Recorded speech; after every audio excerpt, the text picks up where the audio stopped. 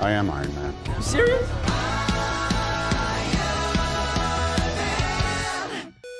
Welcome everybody to another Superman review. We're doing a double review this time with Christian Hopkins. Jonah.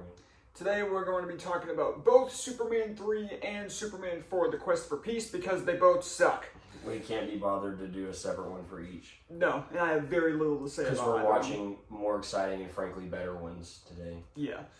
So, we'll start with 3, and then we'll move on to 4. So, I feel like some of it, like some of 4 will creep into 3, so we'll talk about both of them at the same time, but yeah, we can focus on 3. yeah, we'll try and separate them as best we can, but it's not going to take very long. So, 3. There's a lot of comparisons that could be made between the two of them.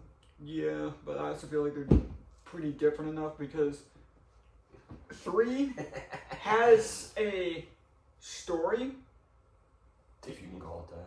but it's boring. Yes, it's boring. There's nothing interesting. If a movie is going to be bad, I'd rather it be stupid and fun. Which, in my opinion, 4 is stupid enough to where it's hilarious. That's fair. But 3 is just boring. The villain is Lex, but crap. Yeah, The villain is Lex, but boring. We just watched this movie a couple days ago. I don't even remember his name. Once again, we got another Superman movie where it's the villain and their 2 cronies. I'm starting to, and here's Gus the thing. Gorman is the main one's name. He's Well, not played terribly. Well, isn't that the What's up? Oh, the main crony? Gus Gorman. Yeah, that's right. I really don't hate. I mean, he's played pretty well. He's goofy at times, but that's the writing's fault. He's played pretty well. Yeah, the actor is He's pretty supposed good. Christian can tell you, I predicted the plot of the movie before it happened. You did. Because it showed one of the first scenes in the movie shows, Gus Gorman, like, he can't find a job, he's unemployed. But then next thing you see him, he's like on a computer, or he's in a class or something. He's in this computer room. Yes, he's in a computer lab, and one student that's in there asked, like, the professor or something, I'm assuming, is like, hey, what if we did... like their boss or something. What if we did this with the computer? And he's like, that's impossible. And then Gus does it. Mm-hmm. And so I go... Well, you also... It's more when he picked up the card at the beginning of the film, and you said, oh, he's gonna work for the bad guy. He's really smart, so they're gonna exploit him, and he's gonna work for the bad guy. And that's exactly what happened. Yeah, it's just predictable. Because, spoiler alert, Superman doesn't take him to jail. For all the people he hurt and probably killed later in the movie with a certain event. But Superman's like, oh man. Superman sucks at his job in this film. Man. He's really so the first time you see him be let's get it started with Christopher Reeves is amazing. There's no question about it. What Superman does in this movie is not Christopher Reeves' fault. Mm-mm. It's the writing. He still played expertly. He still played expertly. All 4 films. But the first time you see him do Superman stuff, it's to stop like a fire when him and Jimmy are on the way to Smallville. Yeah, because is Jimmy also from Smallville? Did they say that, or was he just going to take pictures? I think he was just going along to take pictures. Clark. So the framing device for this first part of the movie is Clark is going to his high school reunion in Smallville, and so on their way, there's a giant like acid plant where there's a fire, and Superman will fix it. Here's the problem. He doesn't use his one power that's like effective at stopping fires, which he uses to stop fires in the 4th one, mind you. Mm-hmm. Frost breath, or just super breath in general when the fires are small enough to be like blown out. He doesn't use them, and so he then starts talking to this scientist like inside and like just having a casual conversation while there's people like trying to fight like a massive fire outside. Also, Jimmy's on the top of it. on top of a ladder, and then he falls and breaks his leg. Oh yeah, he breaks his fibula, I think is what Superman says, which if you know sports sucks. Yeah, Jimmy shatters his leg. He doesn't look 12 years old in this movie. No, he doesn't. He grew up a little bit because this is 1987.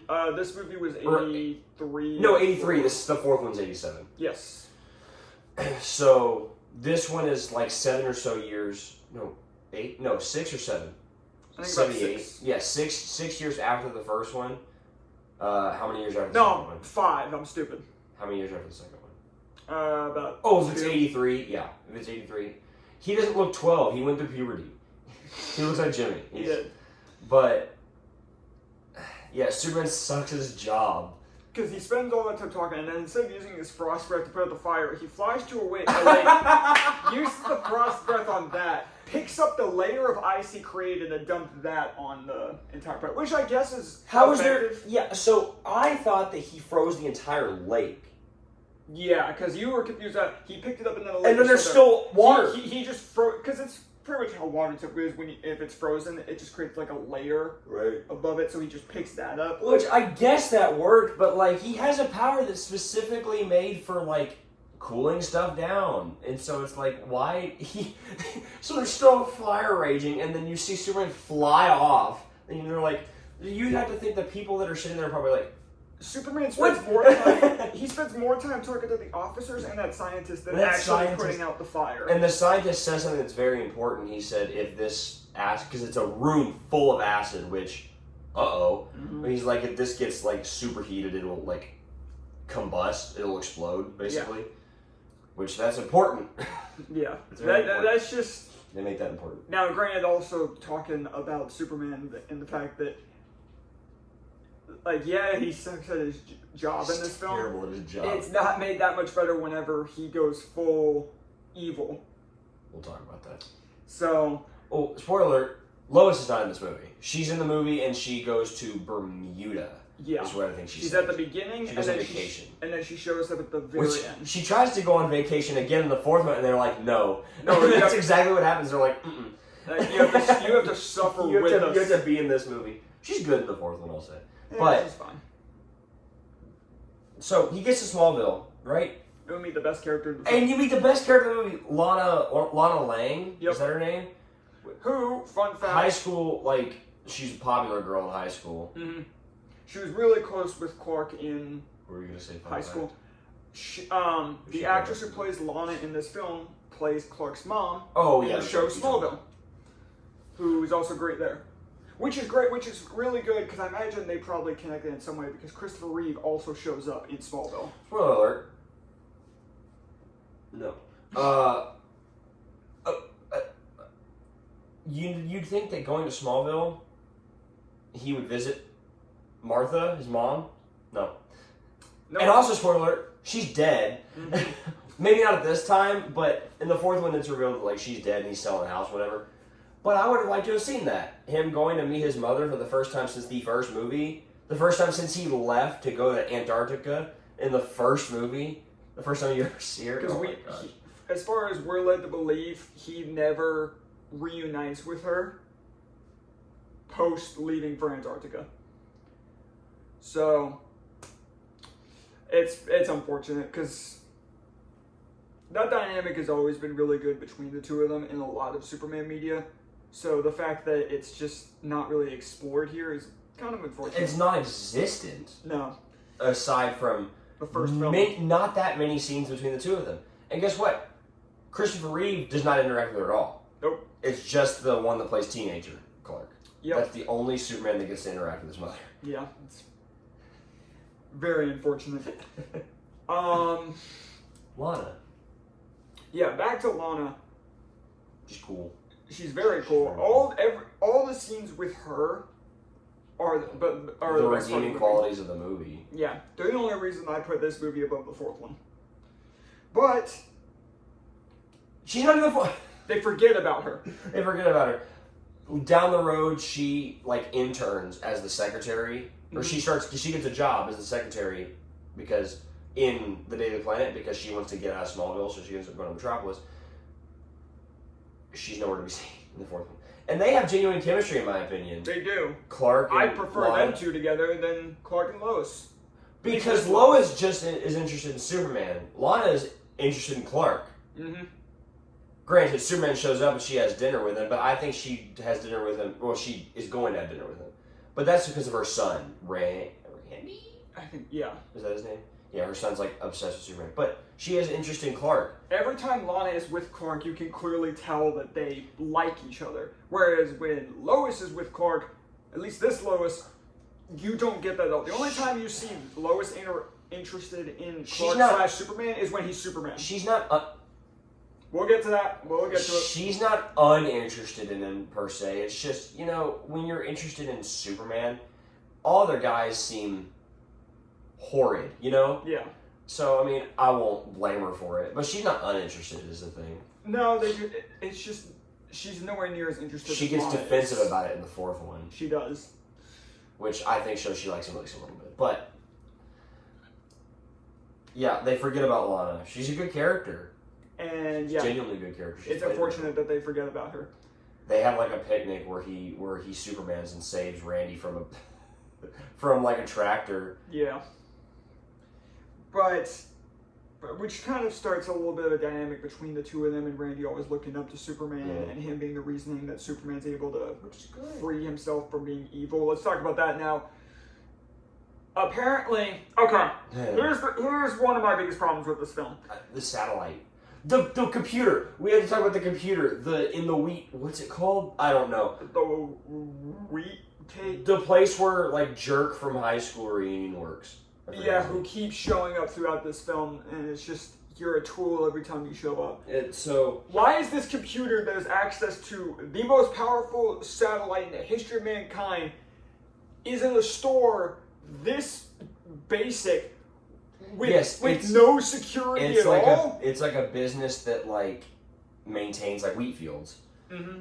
And so this computer, he hacks into this computer. Okay, first off, why does a computer in this kind of a business need 2 key cards to be put in at the same time? Like it's nuclear launch codes? Because it basically is. Because when Gus gets access to the computer, he controls the weather. He's controlling the weather. That's the plan, by the way. Oh yeah, the villain's plan is to take control of all of the coffee crops in Colombia. That's the first part of his plan. That's the entire plan at this point in the movie is to take control of the coffee crops in Colombia and have a monopoly on coffee. That's the entire plan. Yeah, he's pretty much just got a monopoly on a whole bunch of other supply chains, but that's the last one he needs. But not only that, so Gus creates weather with this machine. The Flitimosphere. Climate change meatballs. Oh, yeah. The Flitimosphere. That, but not as good. Not as good. And so he does that, and then we see the like main villain devastation. Devastation. Then we cut to the villain celebrating. Next thing we know, he's on top of him. The only time we see Superman do something cool is from Gus saying, "Oh, did you see that this happened?" Yeah. He's saying what? There's weather there's weather catastrophes across the planet. You see a bunch of people like, you see someone like on a honeymoon or like a getaway trip in.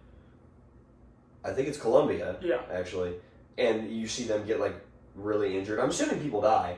So Gus causes people to die.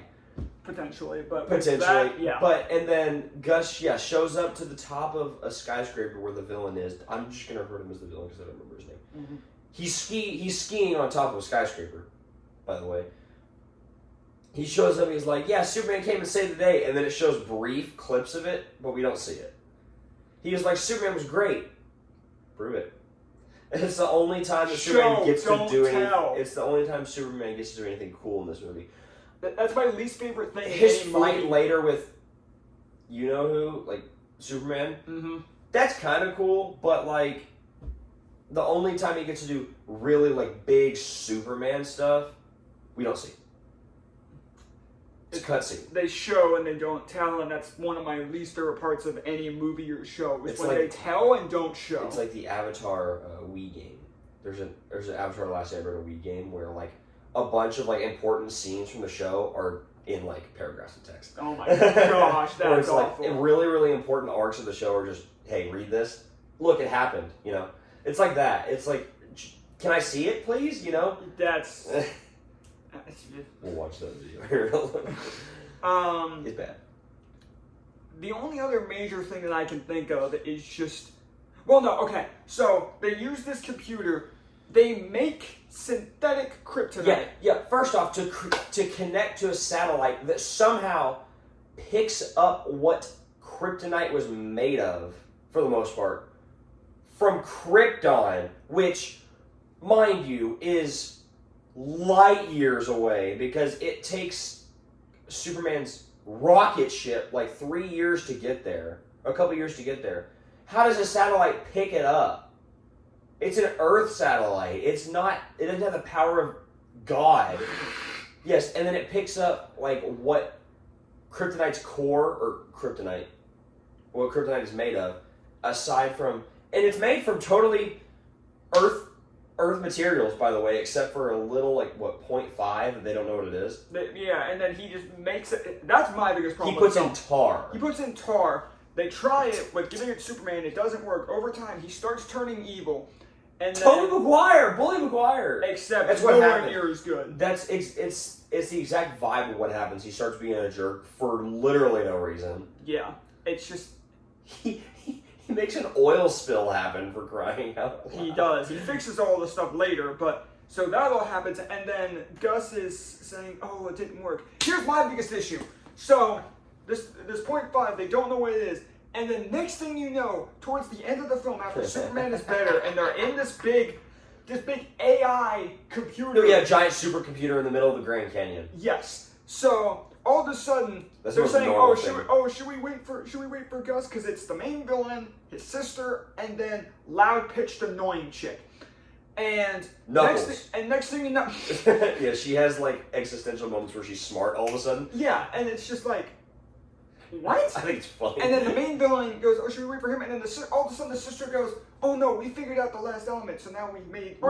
No, they were firing a kryptonite beam at Superman, I think, and then they said, "Oh yeah, we figured out the last element." Prove it. What? How? How? It's clearly supposed to be a material that's not native to Earth. They say before, it's like an unknown element means nobody knows what Nobody knows what it is. It's not on a periodic and table. you just figure it out off screen. Yes.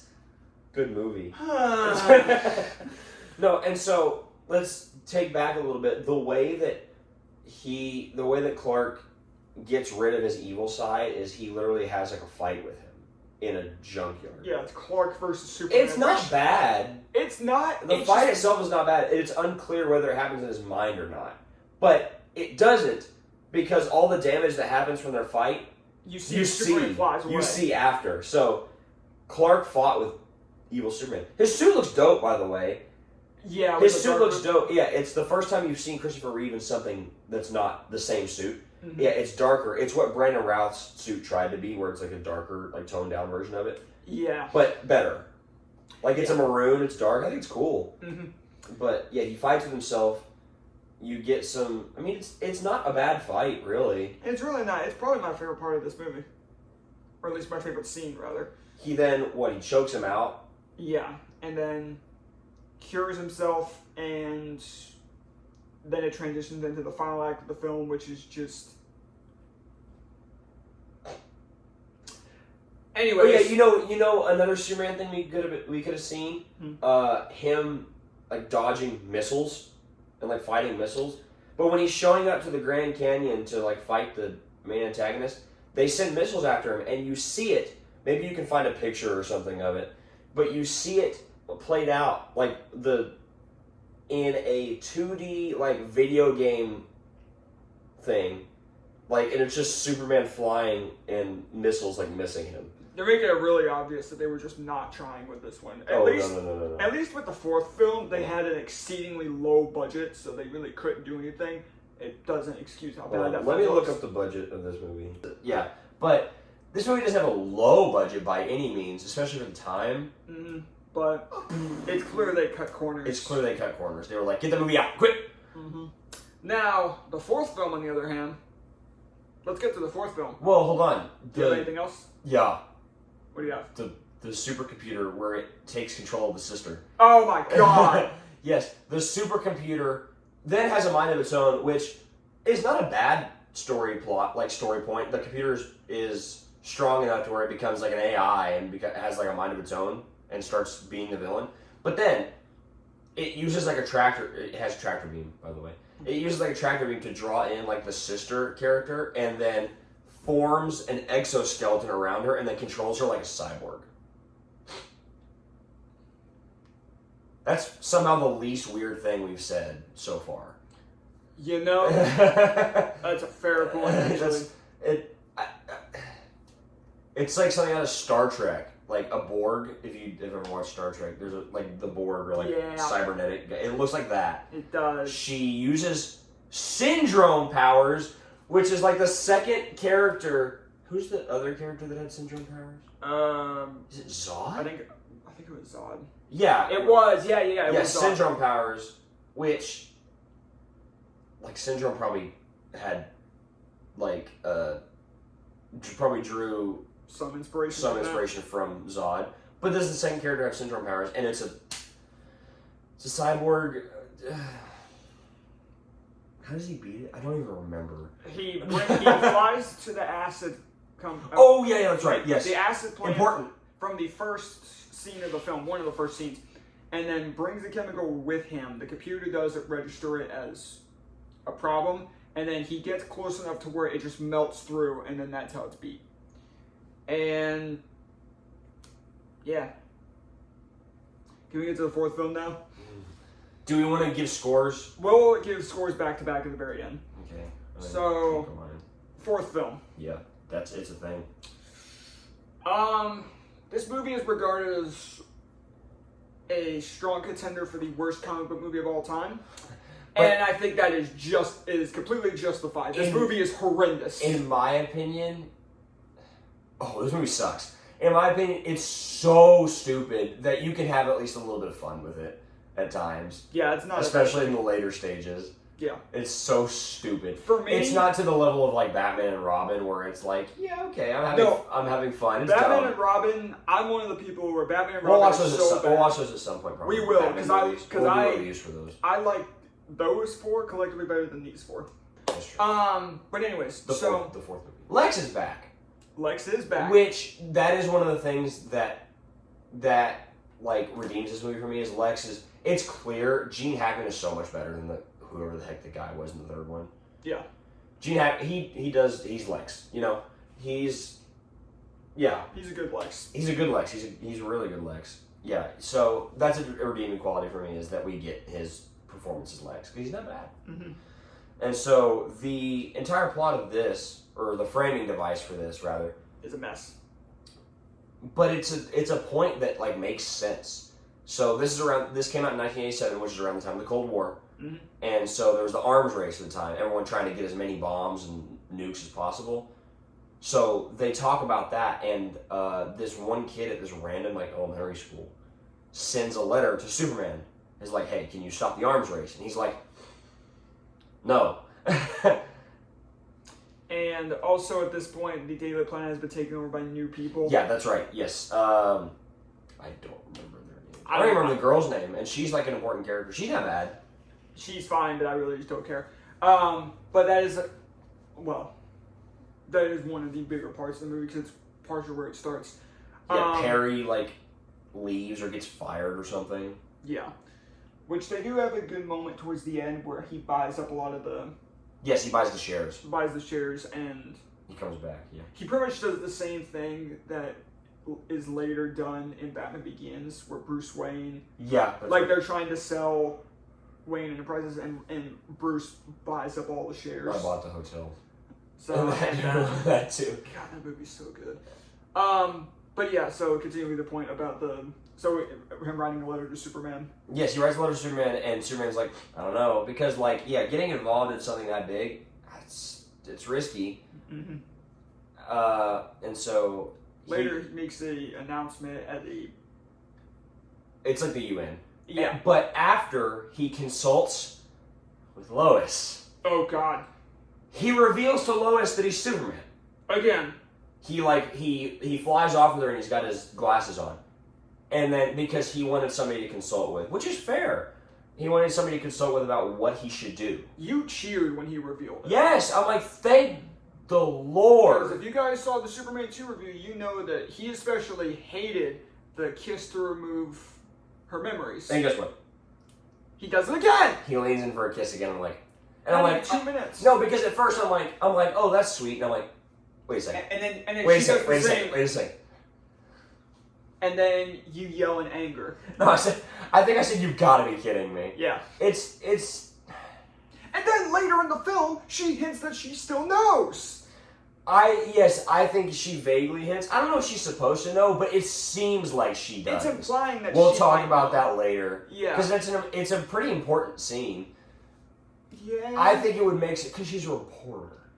She figures it out the first time, basically. She all but figures it out, like whenever she throws herself off into the rapids. She figures it out, granted he lies about it, but she figured it out. Mm-hmm.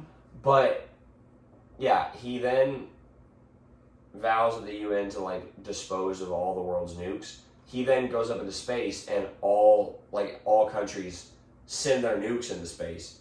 He all then gathers them up into one giant pile, which, oh my god, that could destroy the entire... Do you know how many nukes that was? Hundreds. It had to have been. That could have destroyed the planet. Oh, yeah. That could have... Oh my god. But then he hurls it into the sun. And then there's still a few nukes after that. Lex gets a hair of Superman from a museum that's holding up like 1,000 pounds. Like 1,000 pound or 10,000 pounds. Or something. A heavy ball. And he takes that... With his nephew? Lenny? Yeah. Who later plays Lex. In the Arrowverse. And I think he's a dang good Lex, too. I'd say good. From what I remember of him. I've also seen clips of him in other stuff. Yeah. But, so he does that. He puts some of his own DNA and then finds a way to get it into one of the nukes that Superman throws to the sun. And that's how we get Nuclear Man. Yeah! Because he earlier had a meeting with a couple of generals that were not happy about their nukes being neutralized. Mm-hmm. And so he's like, and so he then, he says the words Nuclear Man. Say that again. It's like Miles Teller from like Fantastic Four. It is. But yes, Nuclear Man is born, and he looks big. It's the only thing, you said it's the only thing this guy's ever been in, the guy that is the body of Nuclear Man? Yep, at least from what I saw. He looks like Sentry to me. He's got like long blonde hair. You can put a picture of him. He's Sentry prototype. But, dude, terrible. 13 years before Sentry was created, by the way. Yeah, because Sentry was what, created in 2000? 2000. That's right. So...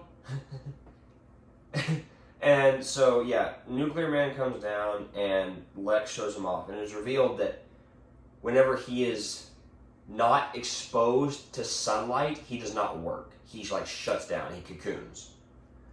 But it's very inconsistent. There will be times when, like, if we were going by what he should work like, if he goes behind a skyscraper, he would shut down. Every time he flies behind a skyscraper, he should just shut down. But it doesn't work. But then he would fall and then exposed to sunlight again. But then it would just. You would just see him like fly and then fall, and then he would go back up. He would either go back down or he would fall. On the it's ground very inconsistent. It's a cool concept. It's a decent concept, but it's just very inconsistent. And fun fact, I recognized because it's very clear that whenever he speaks a couple times.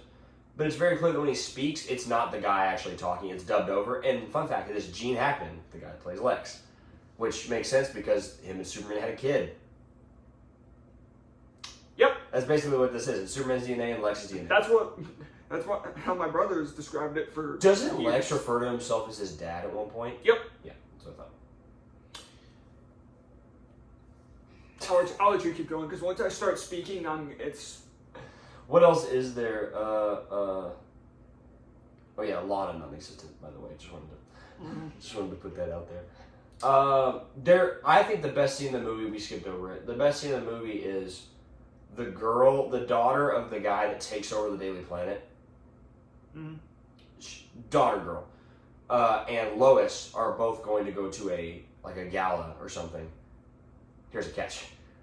Lois is going with Superman. Well, I think it's just a double date of dinner. Well, it's a double date. Yeah. Point being, Lois is going with Superman, and the daughter is going with Clark, and it leads to what I think is a pretty good scene of him going back and forth him switching it. This movie hits on how fast he is. Yeah. Because the second that he exits the viewing of the daughter, he's Superman and he's back on the balcony. Mm-hmm. He's like, I'm out here, Lois. You know. So that's a cool scene, but it is. I mean, it's one of the few. Then Superman and Nuclear Man fight. He's believed to be dead, and apparently he's dying from radiation. Yeah, radiation. He Nuclear Man scratches him, and apparently he's just got another crystal, and he made another Fortress of Solitude underwater. And then apparently wait, what? There's a shot of him in the Fortress of Solitude underwater. Oh yeah. So apparently there's just another crystal there. Yes, because he gets that crystal from the pod at the very beginning of the movie whenever he's selling his house.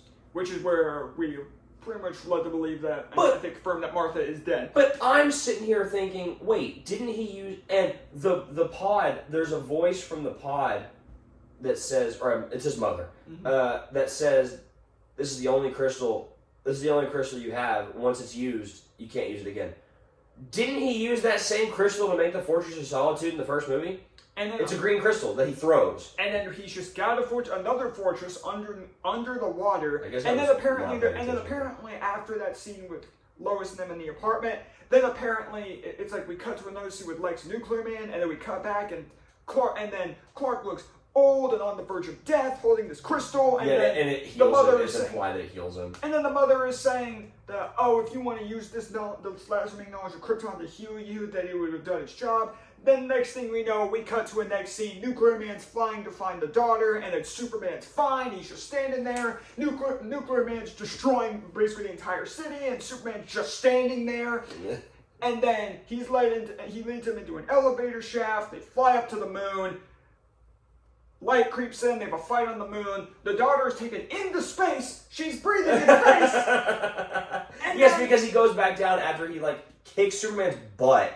And buries him on the moon. And then she's breathing in space. And then he's defeated by Superman, essentially doing something and funny, having him power the. Yes, he puts him into a nuclear plant, and he powers the country. Yep. And then roll credits. Yeah, and then he makes a speech. He finds Lex, brings him back to jail, and then. By the way, he brings him into the same jail that he just broke out of. Why does he do that? That's so stupid. He does that, and then. We have the fourth movie in a row. This happens in the third movie where we have the same final shot. Hey, it's a good shot. I'll excuse the second one for doing it because they were supposed to be released as one movie. The first and the second one. I'll excuse that. But that's fine. Oh my Christ, it's a good shot. Which is another thing. Visually, it's two shots technically. They're both the same shot. That's another thing about this last movie. Before I get into my main thoughts, visually this movie looks horrendous. Oh, it's bad.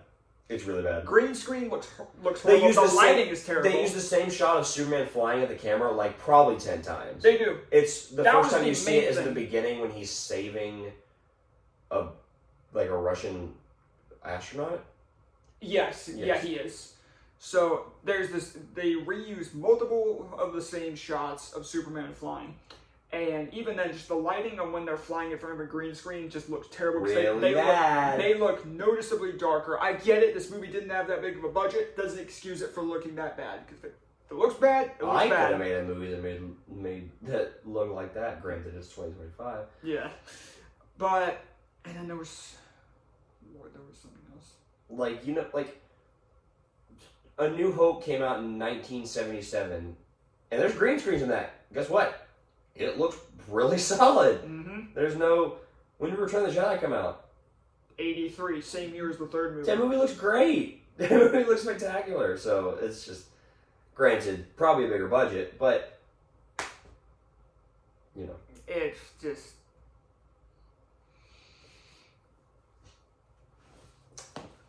What was I going to say? Oh, yeah, the scene with Lois in the apartment after he got his butt kicked by Nuclear Man. Mm-hmm. She brings him his cape. Because they recover the cape from the Statue of Liberty. What? It's just New York! Why is there a Statue of Liberty?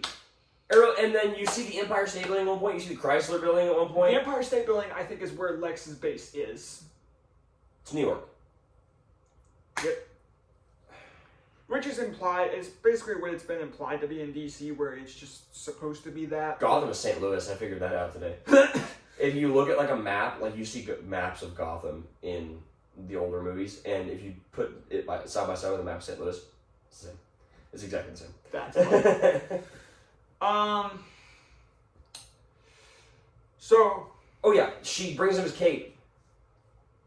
She brings Clark Superman's cape. And says, if Superman were here, I would tell him that I love him. Huh.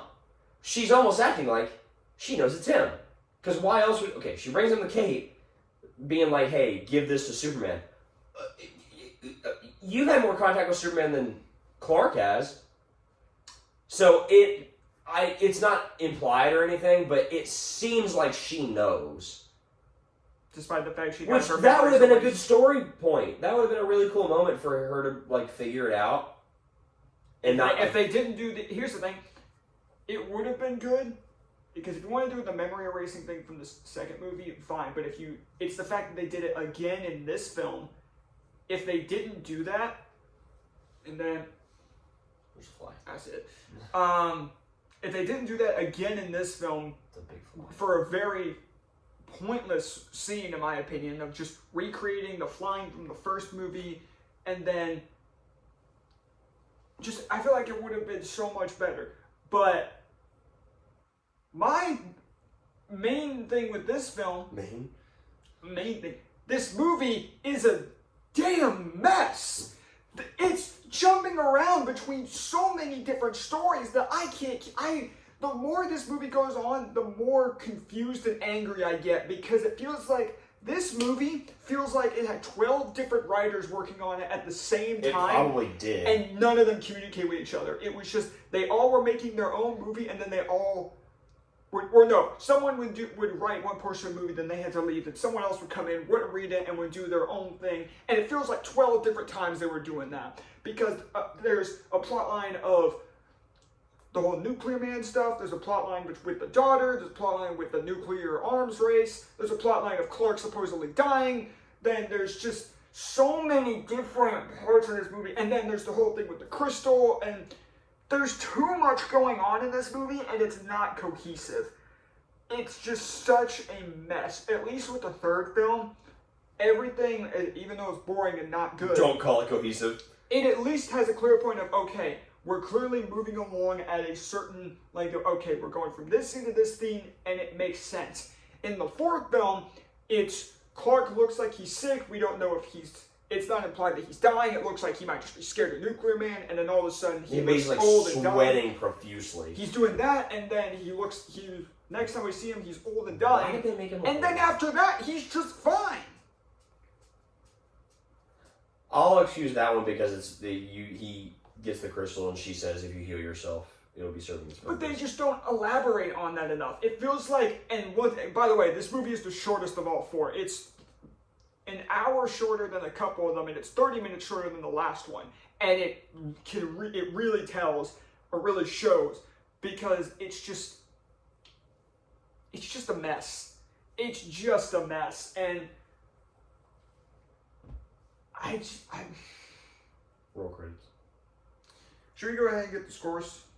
Or do you have anything else you'd like to talk about? No, I don't have anything else. So, scores for the third one. Would you like me to go first? Go ahead. I'm going to be pretty quick with my scores. The third film is a 2 out of 10. Because we want to watch better movies. Yeah, we do. So, third film, 2 out of 10. It's really bad. Doesn't have a lot that I like about it.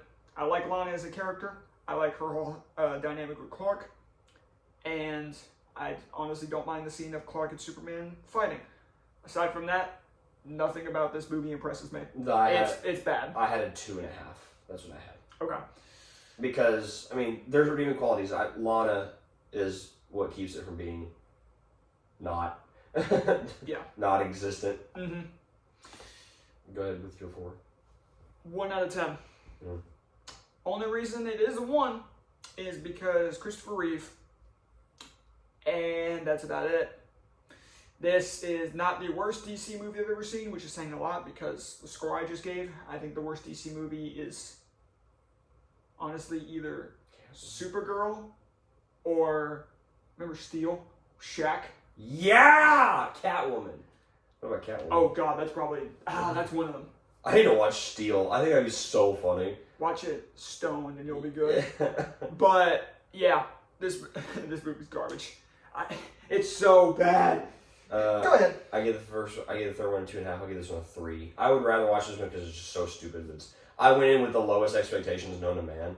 Yeah. So that's completely fine. It